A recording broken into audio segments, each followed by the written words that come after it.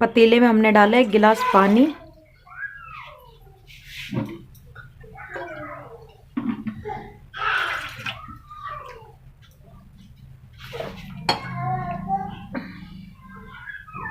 एक इंच अदरक का टुकड़ा,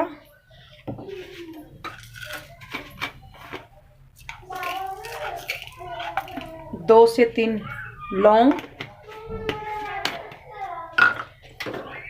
इनको हम बारीक करके कूट लेंगे।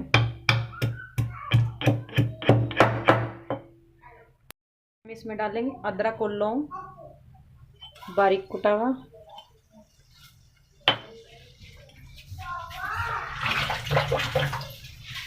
अब हम इसमें डालेंगे चाय पत्ती,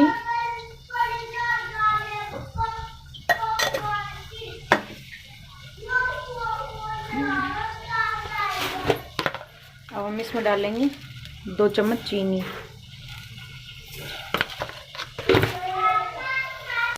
उबल गई। अब हम इसमें डालेंगे दूध। अब हम इसको ठीक से पकाएंगे। अब हमारी चाय पक रही है।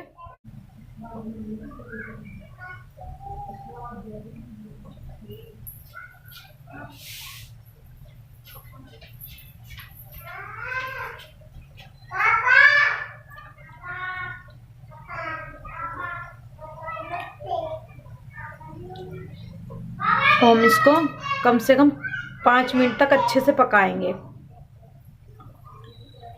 हमारी चाय बनके तैयार हो गई।